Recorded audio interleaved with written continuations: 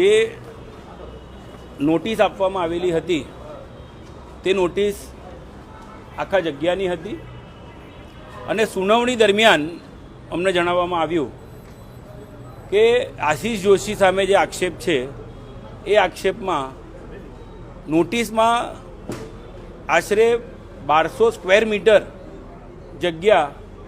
એ આશીષ જોશીના કબજામાં છે એ પ્રકારની નોટિસ હતી, પરંતુ અહીંયા આવ્યા પછી એવું ખબર પડી રહી છે કે એમના મકાનની બાજુમાં 135 મીટર જે જગ્યા છે એટલા જ જગ્યા પૂરતું 135 મીટર જગ્યા પૂરતો જ દબાણ હોવા છે કે કેમ એ બાબતના ખુલાસા માટે બોલાવેલા. અમે રજૂઆત કરીને સરકારને જણાવ્યું છે કે તમે પહેલાં તો એ ક્લિયર કરી દો કે આ 9 જણને તમે જે બોલાવ્યા છે તો કોની સામે કેટલા સ્ક્વેર મીટર કે કેટલા સ્ક્વેર ફીટ જગ્યાના દબાણના આક્ષેપ છે. રતિલાલ પાર્ક જે જગ્યાએ આશીષ જોશી રહે છે, કદાચ આ નોટિસ મોકલતા પહેલાં સરકારી રેકોર્ડ વેરીફાઈ કર્યો હોત તો રતિલાલ પાર્કમાં એક પણ સ્ક્વેર ફીટ જગ્યા આશીષ જોશીના નામે નથી. જે 135 મીટર જગ્યાની પણ વાત છે એ મહાદેવના મંદિર પાસેની કમ્પાઉન્ડ વોલવાળી ખુલ્લી જગ્યા છે, કોઈ કન્સ્ટ્રક્શન નથી. ત્યાં લોકોએ મહાદેવને ચઢાવવા માટે બીલીપત્રના ઝાડનું ત્યાં રોપાણ છે અને આ જ જગ્યાએથી બીલીપત્રનો ઉપયોગ કરીને મંદિરમાં જે મહાદેવને બીલીપત્ર ચઢાવવામાં આવે છે એમાં ત્યાંનો ઉપયોગ કરવામાં આવે છે. અને આ જે જગ્યા છે, જે જગ્યા મંદિરની પાછળના ભાગમાં રતિલાલ પાર્કવાળી જગ્યા છે, એ જગ્યા રેવન્યુ રેકોર્ડ પ્રમાણે આશીષભાઈ જોશીના નામે નથી, પરંતુ એમના પત્નીના નામ ઉપર છે. એટલે ખરેખર એમને જો અગર આ જગ્યા બાબતે કોઈ ખુલાસો પૂછવો હતો કે કોઈ એમને જાણવું હતું તો આ જગ્યાના માલિકને બોલાવવા જોઈતા હતા. પરંતુ જે પ્રકારે રેકોર્ડની ખાતરી કર્યા વગર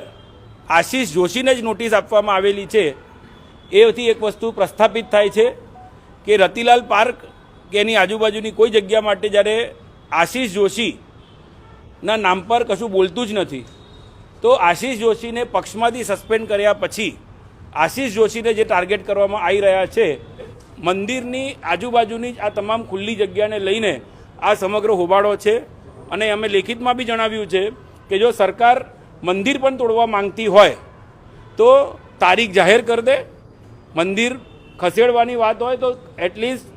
એ જગ્યાથી વિધિ વિધાનથી કોઈપણ હિન્દુઓની જે શિવભક્તોની લાગણી આ મંદિર સાથે જોડાયેલી છે એ કોઈની પણ લાગણી ના દુભાય તેવી રીતે પૂજા અર્ચના કરીને વિધિ વિધાનથી આ મંદિરમાંથી મહાદેવને અમે કોઈ અન્ય જગ્યાએ બિરાજવા માટેની પ્રક્રિયા કરી શકીએ, એ પ્રમાણે પણ લેખિતમાં આજે જણાવવામાં આવેલું છે. ધાર્મિક દબાણોની જે લિસ્ટ કોર્પોરેશને બનાવી હતી તેમાં મંદિર નહોતું. ટૂંક સમય પહેલાં જ 62 મંદિરોની એક યાદી જે પૂર્વ ઝોનની બહાર પાડવામાં આવેલી હતી. આ યાદીમાં સરકારી જમીનમાં જે કોઈ મંદિરો બનાવેલા છે, જે મંદિરો ગેરકાયદેસર બનેલા છે તેવી એક યાદી પ્રકાશિત થઈ. એમાં પણ આ મંદિરનો કોઈ પણ પ્રકારે કોઈ ઉલ્લેખ નહોતો, પરંતુ કદાચ સસ્પેન્ડ કરવામાં આવ્યા પક્ષમાંથી ત્યાર પછી હવે જે આશીષ જોશીના જે મુદ્દાને લઈને આખો આ મુદ્દો જ્યારે ઉપર આવ્યો છે ત્યારે રતિલાલ પાર્ક સોસાયટીને ટાર્ગેટ કરી અને એના કારણે જ કદાચ એ સોસાયટીની બહાર જે પશુપતિનાથ મહાદેવજીનું જે મંદિર આવેલું છે એને પણ સાથે સાથે ટાર્ગેટ કરવામાં આવી રહ્યું છે.